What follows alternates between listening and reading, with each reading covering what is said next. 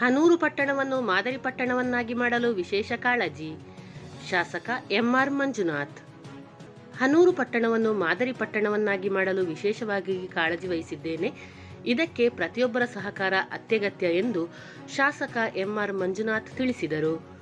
ಹನೂರು ಪಟ್ಟಣದ ಪಟ್ಟಣ ಪಂಚಾಯಿತಿ ಕಚೇರಿ ಆವರಣದಲ್ಲಿ ಕರೆಯಲಾಗಿದ್ದ ಬಜೆಟ್ ಪೂರ್ವಭಾವಿ ಸಭೆಯಲ್ಲಿ ಅವರು ಮಾತನಾಡಿದ್ದಾರೆ. ಹನೂರು ಪಟ್ಟಣ ಪಂಚಾಯಿತಿಗೆ ಸರ್ಕಾರದಿಂದ ನಿರೀಕ್ಷಿತ ಮಟ್ಟದಲ್ಲಿ ಅನುದಾನ ಬಾರದೇ ಇರುವುದರಿಂದ ಪಟ್ಟಣದ 13 ವಾರ್ಡ್ಗಳಲ್ಲಿ ಮೂಲಭೂತ ಸೌಲಭ್ಯ ಇಲ್ಲದೆ ಜನರು ಪರಿತಪಿಸುತ್ತಿರುವುದು ಗಮನಕ್ಕೆ ಬಂದಿದೆ.